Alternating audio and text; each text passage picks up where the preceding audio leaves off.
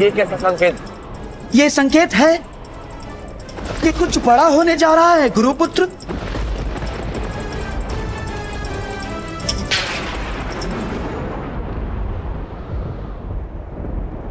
ये सब क्या हो रहा है आर्य? आपके गांडीव से ये स्वर कैसा? ये स्वर गांडीव की प्रत्यंचा का नहीं है पांचाली, मेघ गर्जन का है। परंतु कुछ समय पहले तक आकाश में ऐसा कोई संकेत नहीं था। मुझे भी समझ नहीं आ रहा, जैसे आकाश में वज्र खड़क रहा हो और प्रतीत होता है कि इंद्रदेव की दृष्टि टेढ़ी हो गई है। नहीं विकोदर, ये संकेत है कि किसी की दृष्टि कई वर्षों के पश्चात किसी पर पड़ी है।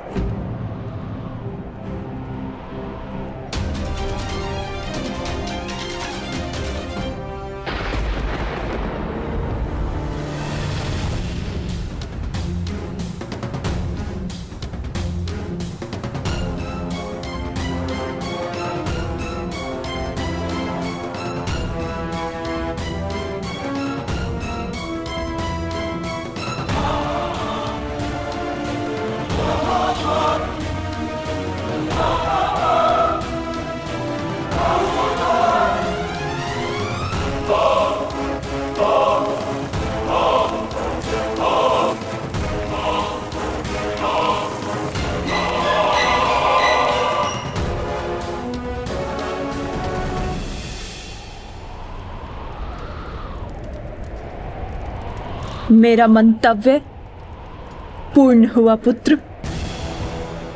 अब कोई तुम्हारा वध नहीं कर पाएगा। महादेव के आशीर्वाद और मेरे तप के प्रभाव से तुम्हारा संपूर्ण शरीर वज्र का हो गया है, जिसे क्षति पहुंचाना असंभव है।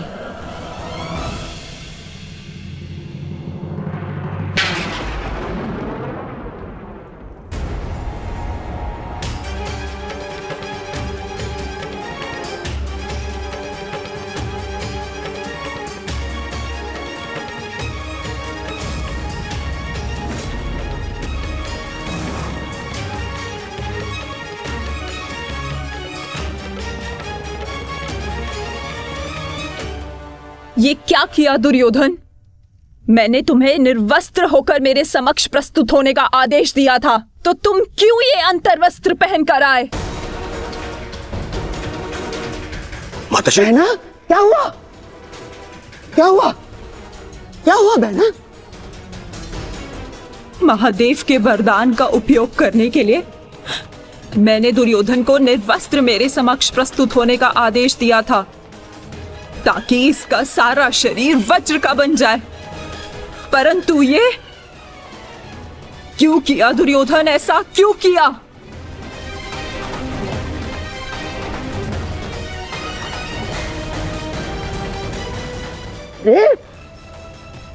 तुम कभी कभी बुद्धि का भी प्रयोग कर लिया करो।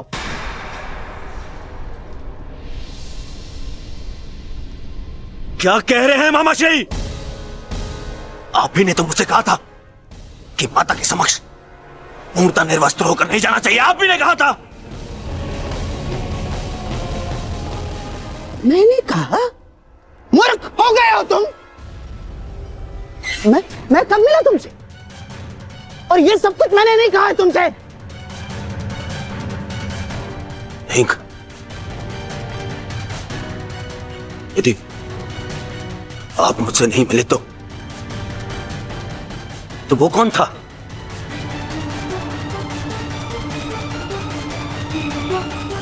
आपके पश्चात मुझे वो छलिया वासुदेव मिला था। वो छलिया कृष्ण।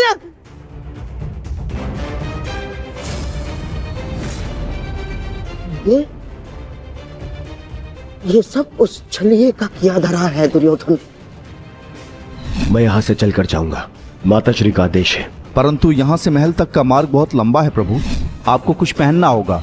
परंतु आप इस भांति अर्धनग्न अवस्था में? मेरी माता का आदेश है। माता पिता के आदेश का अक्षरशः पालन करना कोई आपसे सीखे युवराज। माता के समक्ष यूं अवघड़ बनकर जाओगे? लो, इसे अंगवस्त्र बनाकर धारण करो। जब आपकी माता ने अपने समक्ष आपको नग्न अवस्था में आने का आदेश दिया है, तो फिर आप ये पहनकर क्यों जा रहे हैं? उस अवस्था में जाइए जिस अवस्था में आपको आपकी माता ने बुलाया है।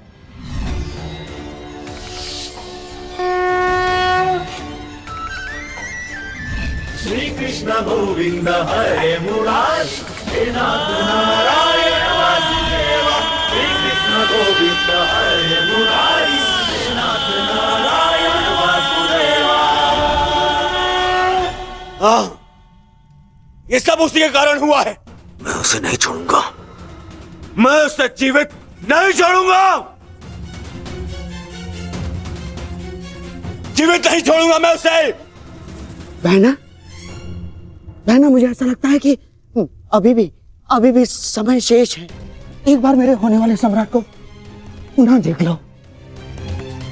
दुर्योधन, उतारो तुम्हारी ये अंतर्वस्त्र, उतारो। अरे तुम समझ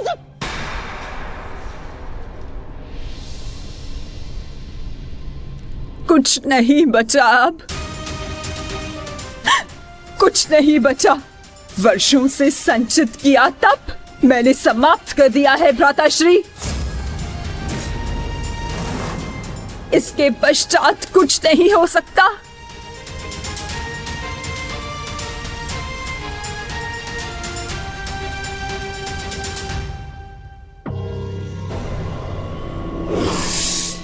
माता, मुझे क्षमा कर दीजिए, परंतु जितना आपने दिया वो पर्याप्त है। माता, मेरे मित्र का प्रतिशोध लेने के लिए, उन पांडवों का अंत करने के लिए इतना भी पर्याप्त है। माता, कमर से ऊपर सब कुछ वज्र का बन गया है माता, और नियम अनुसार भीम कमर से नीचे गदावार नहीं कर सकता।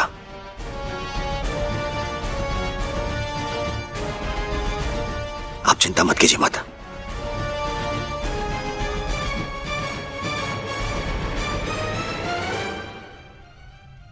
मुझे मेरे युद्ध के लिए सज्ज होना है।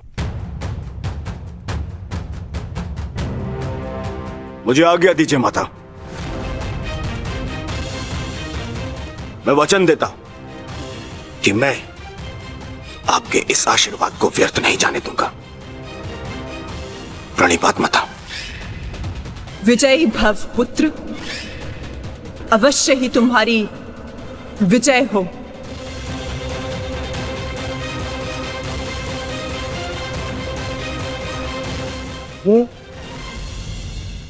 ये सारा खेल उस छलिए कृष्ण का रचा हुआ है बहना। इसीलिए इस समय उसके मस्तिष्क में कोई ना कोई चाल तो अवश्य चल रही होगी। आप कहना क्या चाहते हैं भ्राताश्री? इसने जरासंध जैसे महायोद्धा के 2 टुकड़े करवा दिए।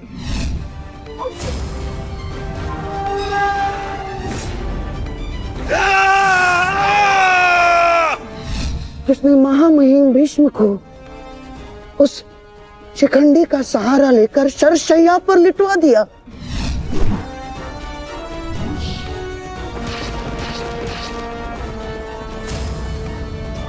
जिसने महाधनुर्धर अंगराज कर्ण का वध करवा दिया। बहना, मुक्त करो अंगराज को पार्थ, अंजलि का अस्त्र का प्रयोग करो। वही उद्धव, वही माधव, वही योगेश्वर, वही नटवर, वही छलिया। उसके मस्तिष्क में इस समय कोई ना कोई योजना अवश्य चल रही होगी। नहीं, इस बार मैं कृष्ण को कोई छल नहीं करने दूंगी। समय आ गया है। आज के महायुद्ध के लिए सज्ज हो जाओ।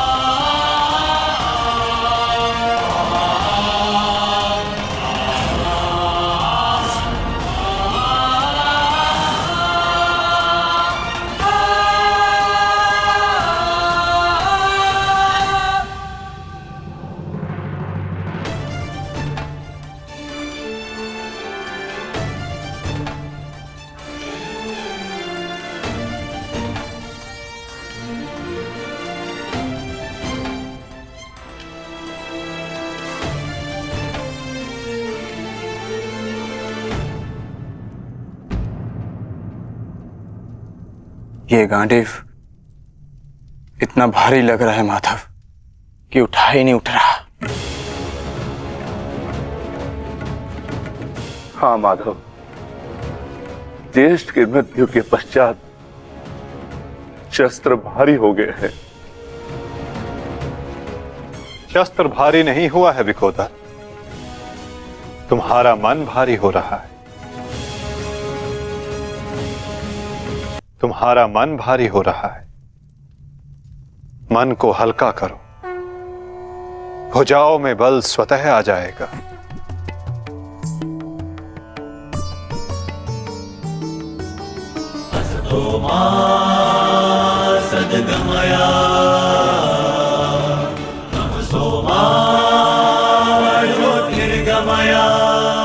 तुम सब अपने ज्येष्ठ कर्ण के लिए उनके मन की इच्छा, उनके लक्ष्य को पूर्ण करके अपने मन को हल्का कर सकते हो। कर्ण के पश्चात अब तुम सबको उसके परिवर्तन के लिए ये युद्ध करना होगा।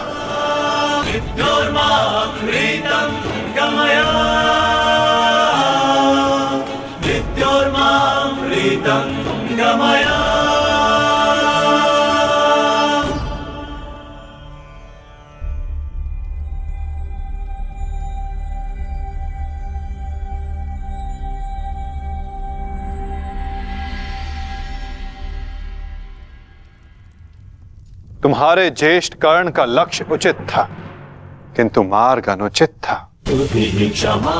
इसलिए वो पूर्ण ना हो सका। और तुम सबका मार्ग धर्मपथ है, सत्य है, परंतु तुम सबका लक्ष्य अनुचित था, प्रतिशोध। अब उचित मार्ग पे चलकर उचित लक्ष्य के लिए युद्ध करो, परिवर्तन के लिए युद्ध करो, और यही तुम्हारे ज्येष्ठ कर्ण के लिए सत्य में उचित श्रद्धांजलि होगी।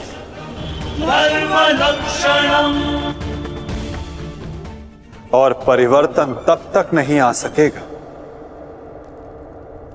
जब तक दुर्योधन जीवित है।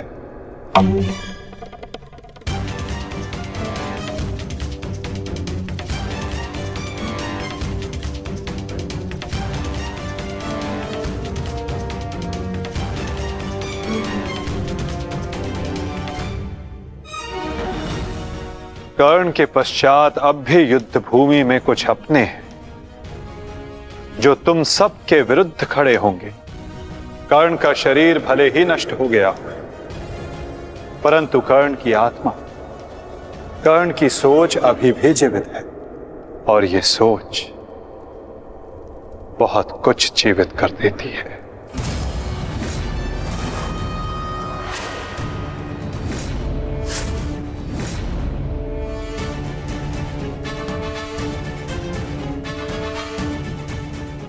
युद्ध का 18वां दिन।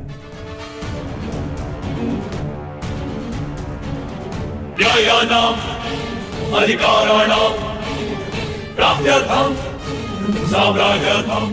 कर्ण उस दीपक की भांति है जो बुझने से पूर्व दूसरे दीपक को प्रकाश दे जाता है और फिर उस प्रकाश में लौट कर आता है।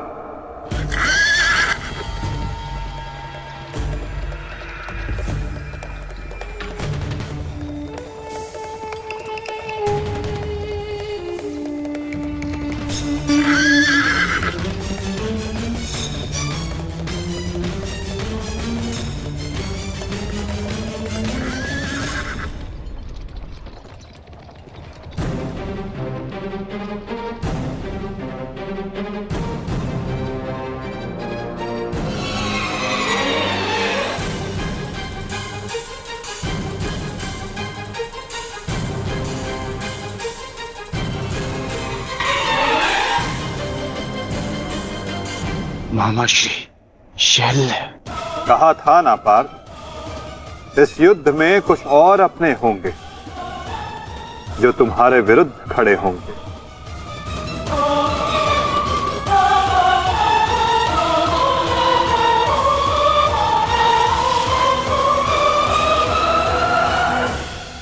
मैं जानता हूं मैं अंगराज नहीं बन सकता, परंतु मद्राज की साहस का दर्शन अवश्य होगा।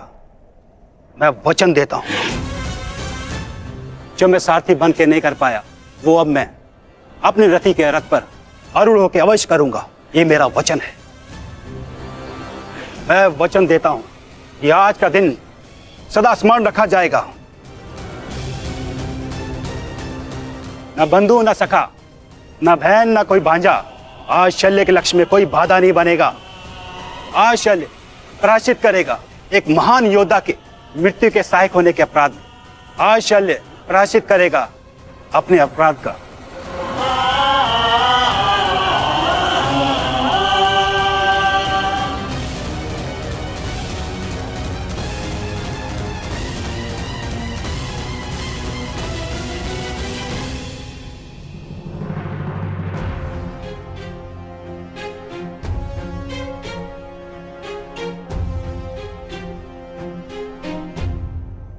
यदि ऐसा है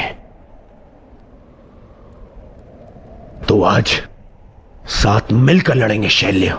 आओ मेरे साथ मिलकर मेरे मित्र का प्रतिशोध लो। सर सेनापति शैल्य। सेनापति शल्य की, सेनापति शल्य की, सेनापति शल्य की।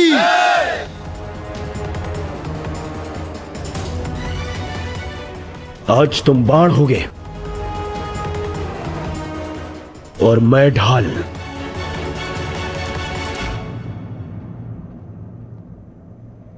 मित्र कर्ण के लिए और ये मेरे पश्चाताप के लिए।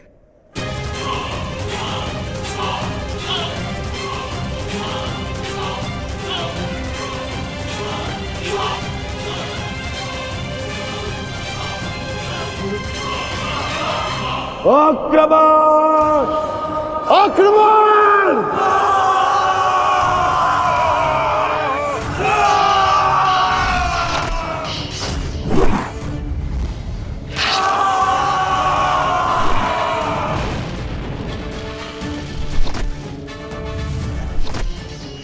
हे महारथी कर्ण के नाम, न्यायानाम् अधिकाराणाम् ये मित्र कर्ण के लिए। साम्राज्यर्थम् न्यायानाम् अधिकाराणाम् प्राप्त्यर्थम् साम्राज्यर्थम्।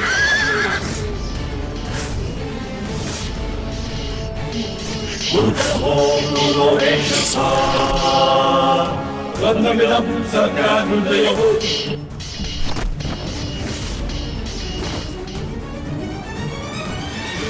न्यायस्य अन्याये पुण्यस्य तथाच पापे योग्यस्य वा अयोग्ये गन्धमिदं सत्यानुदयः।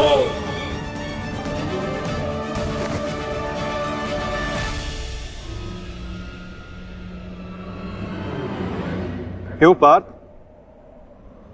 क्या कर पाओगे मदरराज शैल्य के बल का सामना?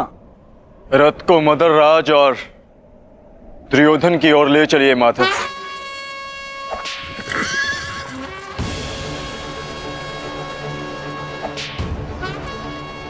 हाथी उस ओर चलो।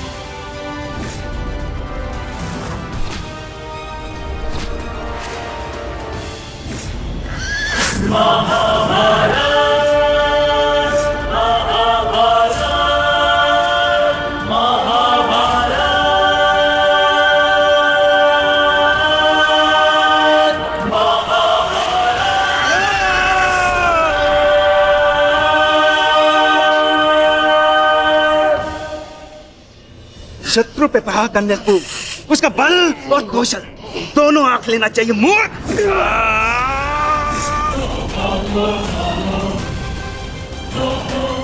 शल्य के समक्ष क्रोध करने वाला आधा बल खो लेता है।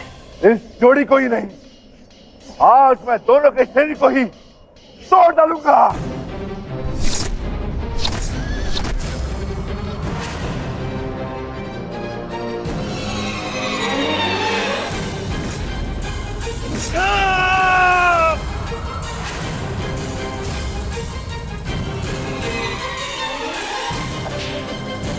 स्वयं से निर्बल को हराकर कोई महायोद्धा नहीं हो जाता है मामा श्री शल्य। यदि साहस है तो मुझसे द्वंद्व कीजिए। भांजा कुछ मांगे तो मामा को दे देना चाहिए, ये उसका कर्तव्य है। और लाड भी जैसे तुम्हारी इच्छा अर्जुन।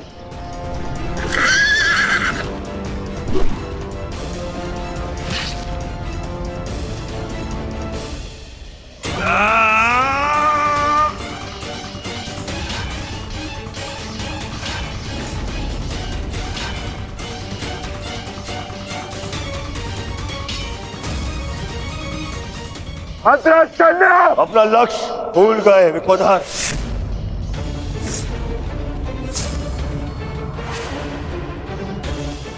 मेरे 99 भाइयों के पश्चात मैं तो हूं तुम्हारा लक्ष्य। यार की जब मृत्यु आती है ना तो गांव की ओर भागता है।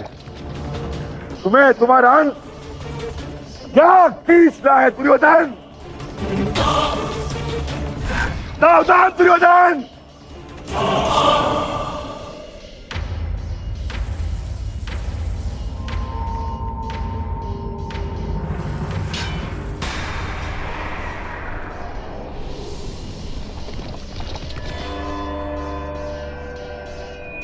ठीक कहा तुमने, कर लो अपनी प्रतिज्ञा पूर्ण कर लो। मेरे मस्तक को तोड़ दो, दाहर करो मुझ पर विकोधर।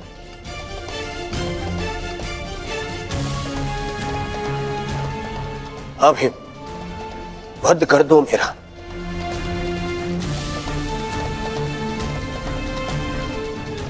कर लो अपनी प्रतिज्ञा पूर्ण कर लो। स्मरण करो वो मैं ही था जिसने सम्राट से भिखारी बना दिया था तुम सबको। स्मरण करो वो मैं ही था जिसने 12 वर्ष के वनवास में भेज दिया था तुम सबको। वो अज्ञातवास स्मरण करो, वो भी मैं ही था। स्मरण करो द्रौपदी का वस्त्र हरण, वो भी मैं ही था। और अभिमन्यु का वध, वो भी स्मरण करो, वो भी मैं ही था। मार दो मुझे, अपना प्रतिकार लो, मुझे मार दो। वैसे भी मेरे 99 भाई और मेरे मित्र के चले जाने के पश्चात अब जीने की इच्छा शेष नहीं है। मार दो, आओ भीम, वध करो मेरा, मार दो।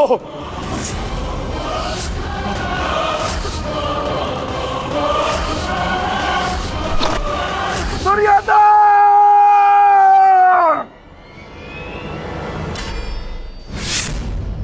दुर्योधन!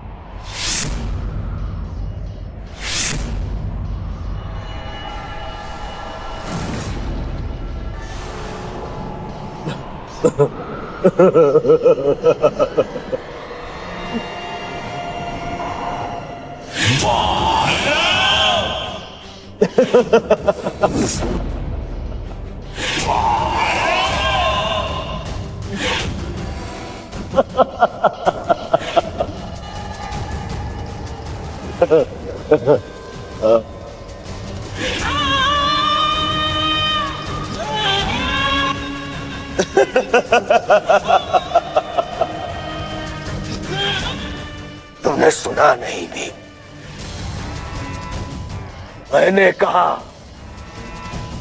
99 भाइयों और मेरे मित्र की मृत्यु के पश्चात जीने की इच्छा शेष नहीं है। यदि कुछ शेष है तो वो प्रतिकार की कामना, प्रतिशोध की इच्छा। आओ भीम, प्रहार करो मुझ पर। ऐसे ऐसे लोग हैं अपने समस्त परिवार के ऊपर किए गए अपमान का प्रतिशोध। ऐसे लोग हैं, ऐसे करोगे पूर्ण अपनी प्रतिज्ञा। प्यार करो, देखो ना ही मेरे पास कोई शस्त्र है और ना ही कोई दिव्यास्त्र। तेरे हाथ ही मेरे शस्त्र है और मेरा क्रोध ही मेरा दिव्यास्त्र। प्यार करो।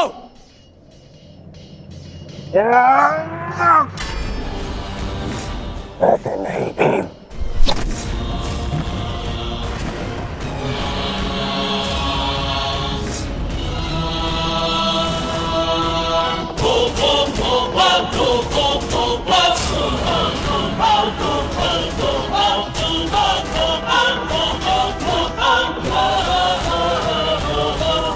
यहाँ वहां क्या देख रहे हो अर्जुन? सामने देखो, शत्रु तुम्हारे समक्ष खड़ा है। इतना सरल नहीं होगा तुम्हारे लिए ये द्वंद अर्जुन, क्योंकि ना मेरे गुरु का मुझे श्राप मिला है और ना ही इंद्र ने मुझसे कोई कवच छीना है और ना ही मेरे रथ का चक्र धरती में धसा है। मैं कर्ण नहीं हूं जिसे अनीति में फंसा के मार डालोगे। मैं मद्राज चल हूं। अब दिखाओ अपना पराक्रम। कितने बड़े योद्धा हो तुम, कितने बड़े शूरवीर हो, कितने बड़े धनुधारी हो, दिखाओ।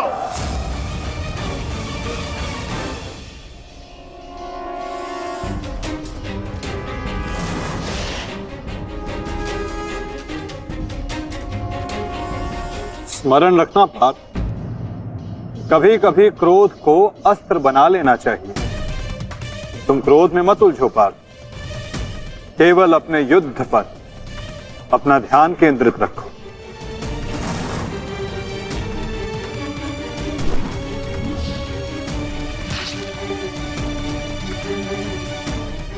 क्रोध हर समस्या का समाधान नहीं होता पार्थ।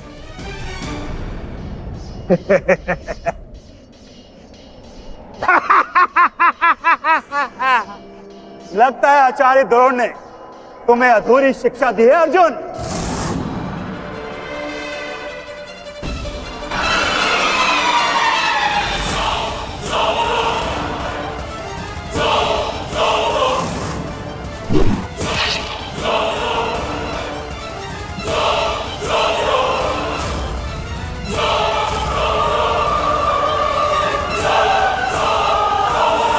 पार्थ, संयम, अधीनता और क्रोध मद्रराज का तोड़ नहीं है पार्थ।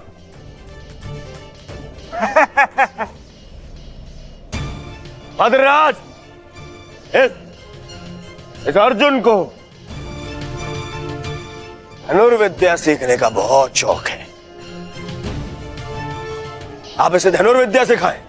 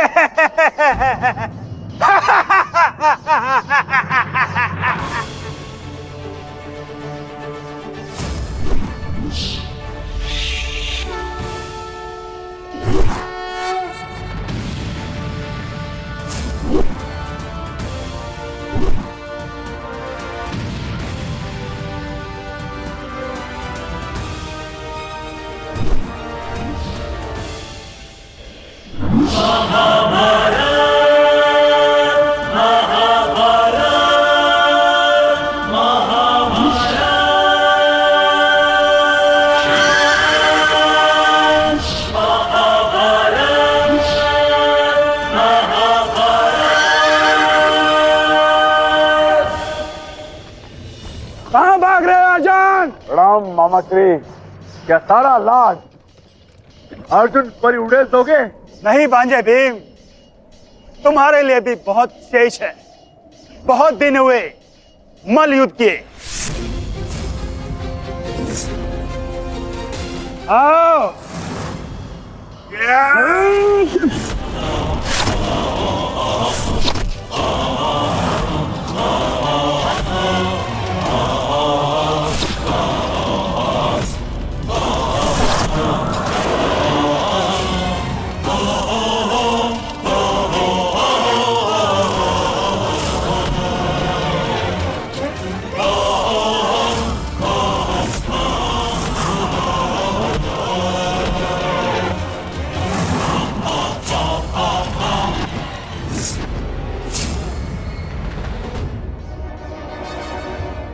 साधो विकोदर भीम, साधो।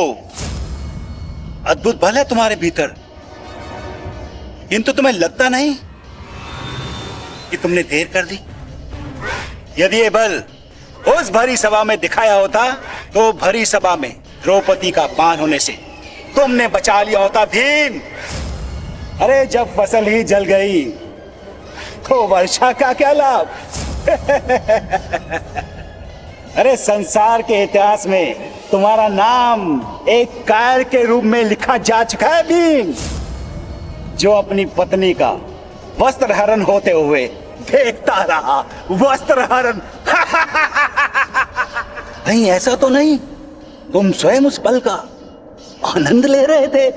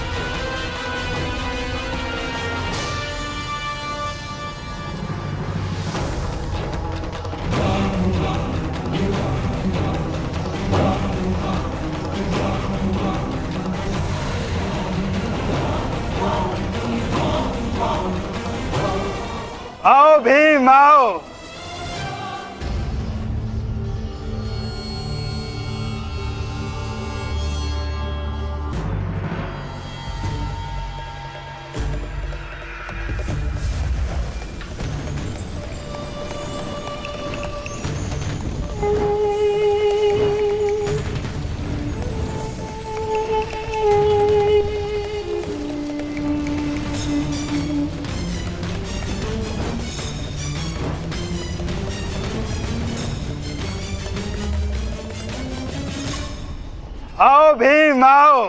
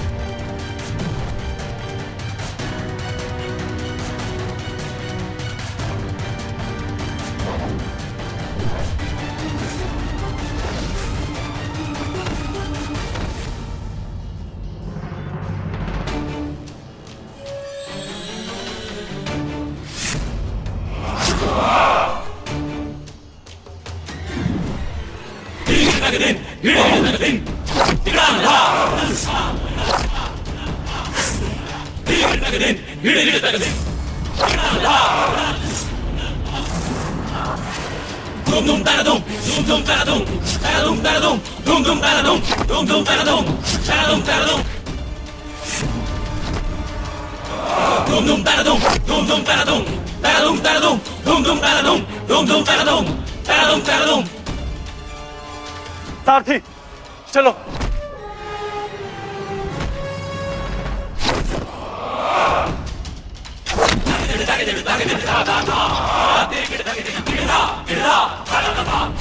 विश्वास नहीं होता मामा श्री कि आप हमारे शत्रु के साथ मिलकर हमें ही परास्त करने पे तुले हैं।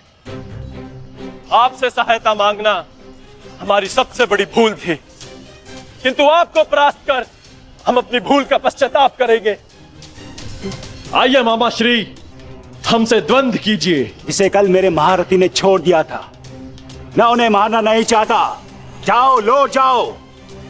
कर्ण ने तुम्हें क्षमा किया था, इसलिए मैं भी तुम्हें एक और अवसर देता हूं। जाओ लौट जाओ। अपनी ही बहन के अंश को नहीं मारना चाहता, इसलिए लौट जाओ। कहीं ऐसा तो नहीं कि आपको हमसे है लग रहा हो मामा श्री? है शल्य को है।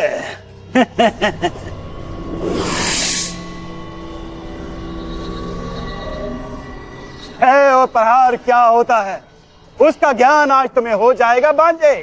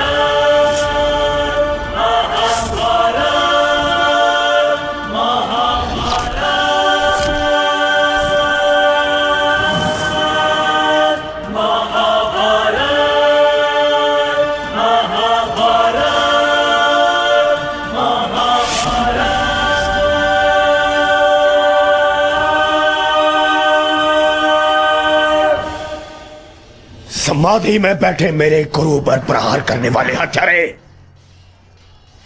मैं तुम्हें इस गुरु पुत्र का बाल भी बाका नहीं होने दूंगा।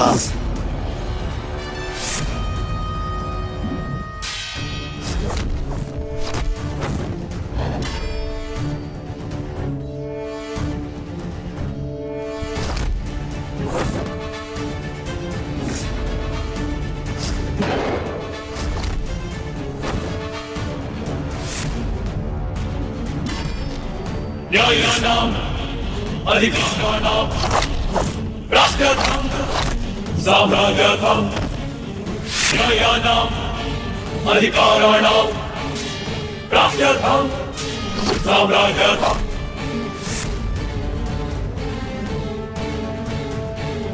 गुरुकलहो क्रूरो एषः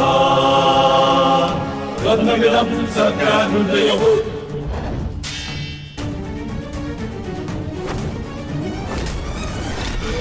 न्यायस्य अन्याये पुण्यस्य धर्मास्य पापे योग्यस्य वा अयोग्ये बन्धमिदं सत्यानुदयोः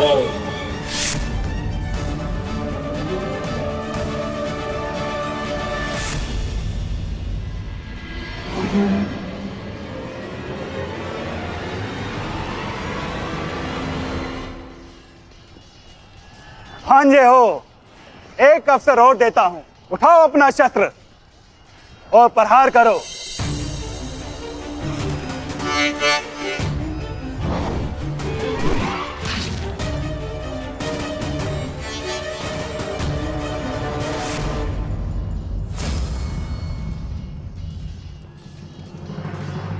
क्या हुआ?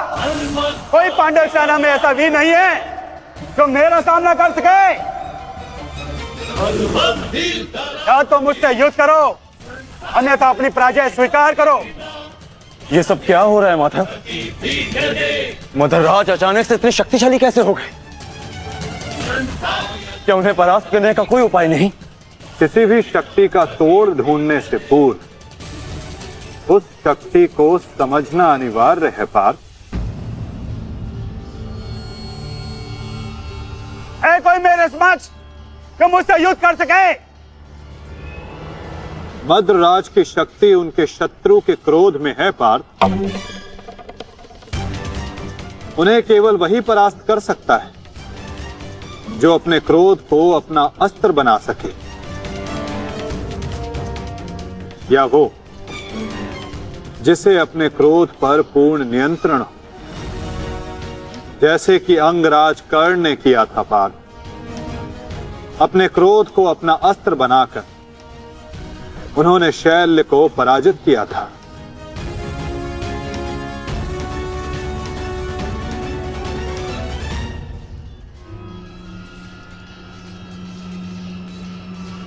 युधिष्ठिर, कदाचित तुम्हें ही अपने मामा को वैकुंठ लोक भेजना होगा।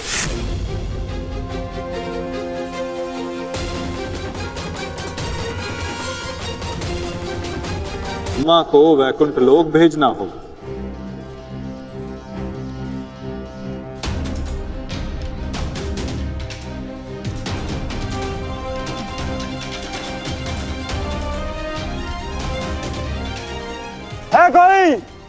है कोई मेरे समक्ष? मैं आपकी चुनौती स्वीकारता हूं मामा श्री।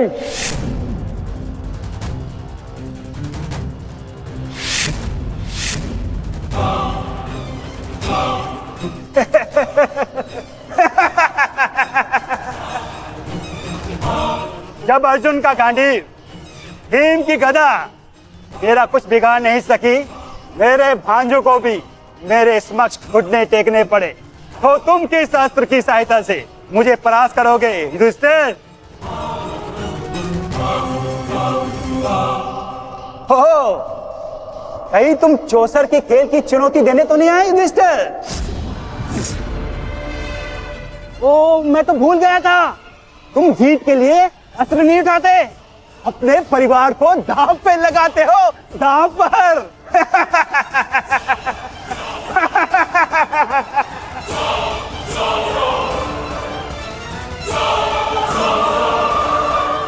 परंतु दांव पर किसे लगाओगे?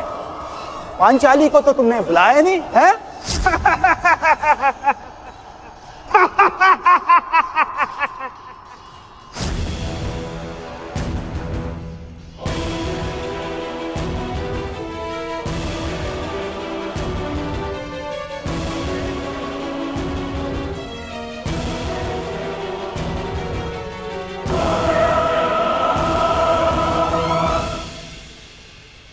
तो बताओ युधिष्ठिर, मेरे साथ चौसर खेलोगे या है तुम्हारे पास कोई अस्त्र मेरा सामना करने के लिए?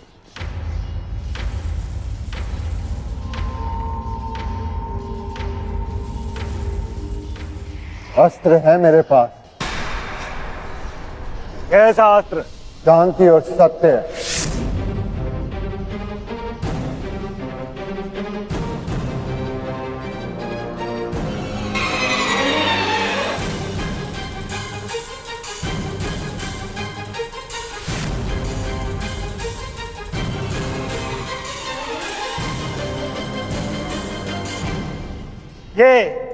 ये समस्त विनाश तुम्हारे कारण हुआ है।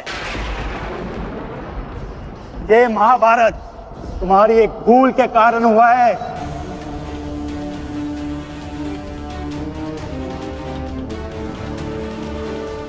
आपने उचित कहा मामा श्री। ये समस्त महाभारत मेरे उस भूल के कारण हो रही है। तो अब समय आ गया है अपनी उस भूल को सुधारने का, और आपका समय आ गया है अपनी भूल का पश्चाताप करने का। इस प्रकार के पुरुष हो तुम। द्रौपदी का पान स्मरण करके लज्जा और क्रोध नहीं आता तुम्हें? जो ना कर सके उस पर शोक मनाने से बेहतर है कि अभी जो हमारे वश में है वो कर्म किया जाए। और इस समय मेरा कर्म युद्ध है। सावधान मामा श्री। तो आओ युद्ध करो।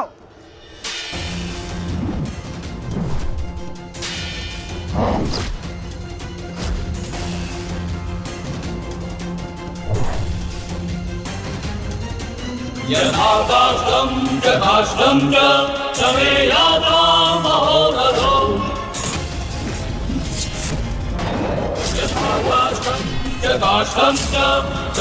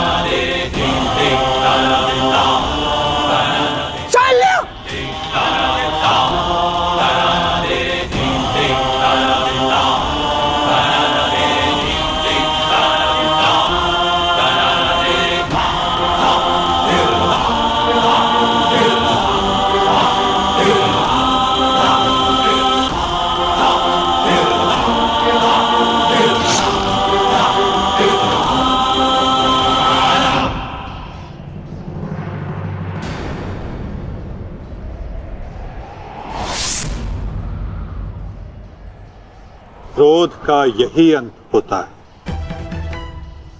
मनुष्य का क्रोध मनुष्य को ही भस्म कर देता है। स्मरण है पार्थ, ये वही मामा थे जिन्हें विवश होकर कौरवों का साथ देना पड़ा।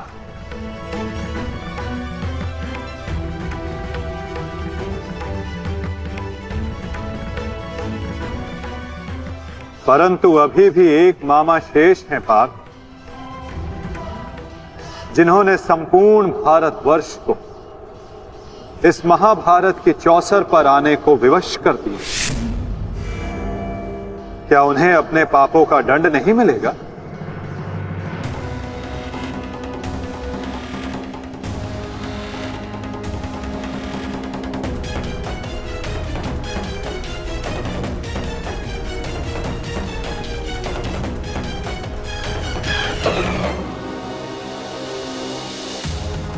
अवश्य माता, गांधार राज को दंड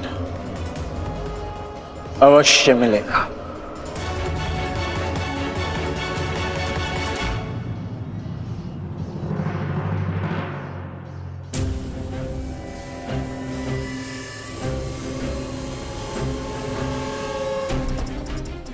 हमारे ही पक्ष में रहकर सदैव हमारे अहित में ही सोचा था इस मद्रराज ने। इसके कर्मों का आज इसे उचित दंड मिला। अभागा मामा अपने ही भांजे के हाथों अपने प्राण खो बैठा। सत्य ही तो कहा है किसी ने, जीवन एक चौसर का खेल ही तो है, एक ही भूल और हमारे ही पासे हमें हार दिलवा देते हैं। ठीक कहा गांधार राज, आपने अपने और अपने संबंधियों के जीवन को एक चौसर का खेल ही तो बनाकर रख दिया है। आपकी कुटिल नीति के कारण आज एक भाई दूसरे भाई के लहू का प्यासा हो गया है। आज संपूर्ण भारतवर्ष इस महाभारत के रण क्षेत्र में आ सिमटा है। इसका दंड तो आपको अवश्य मिलेगा गांधार राज। समय आ गया है कि आपके श्वासों के पास से आप ही के जीवन का दांव उलट दें।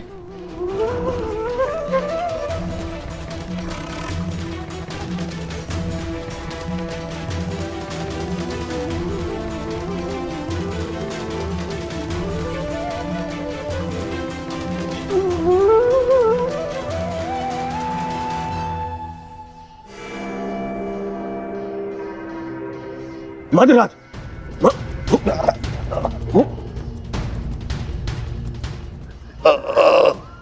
मद्रराज, जाओ सहायता लेकर आओ, जाओ।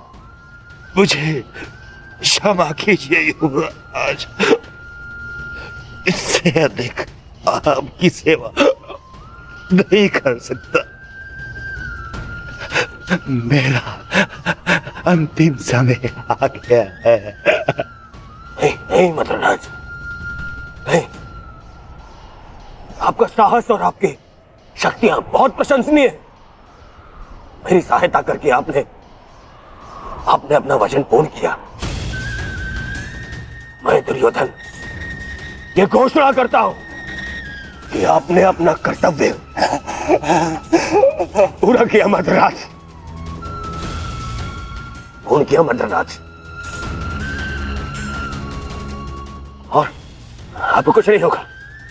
अरे सेवकों, सहायता लाओ। मुझे मृत्यु का भय नहीं है युवराज, बल्कि संतोष है। परलोक जाकर उस महारथी महावीर को अपना मुख दिखा सकूं, जिसका सारथी बनकर भी मैं अपने कर्तव्य का पालन नहीं कर सका। उसके सम्मुख जाकर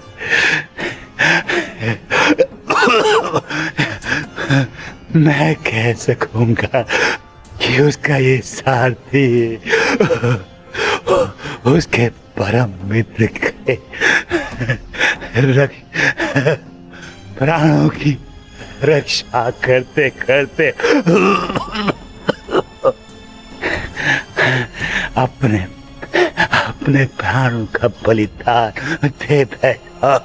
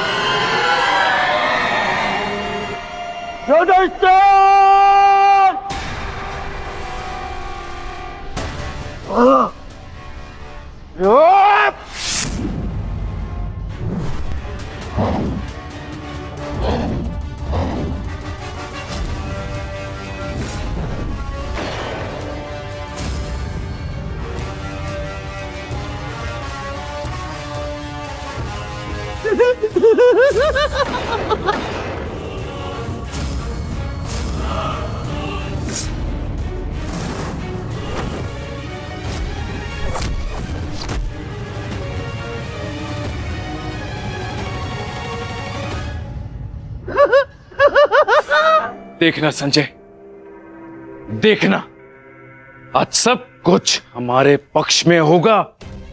पुत्र के समक्ष आज कोई भी नहीं टिक पाएगा, कोई भी नहीं। आप बिल्कुल उचित कह रहे हैं महाराज।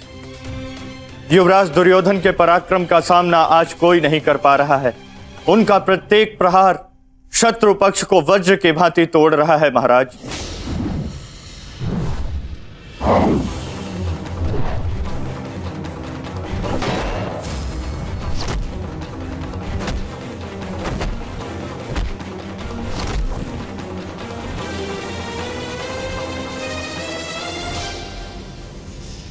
साधु, मेरे होने वाले सम्राट, साधु।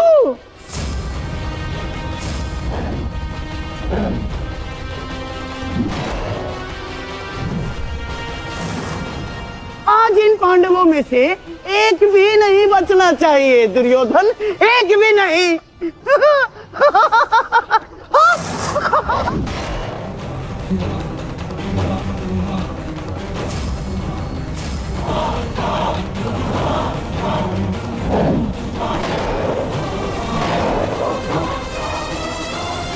युवराज दुर्योधन के पराक्रम का सामना धर्मराज युधिष्ठिर भी नहीं कर पा रहे महाराज। ऐसा प्रतीत हो रहा है युवराज दुर्योधन धर्मराज युधिष्ठिर को आज इस संसार से विदा कर ही देंगे।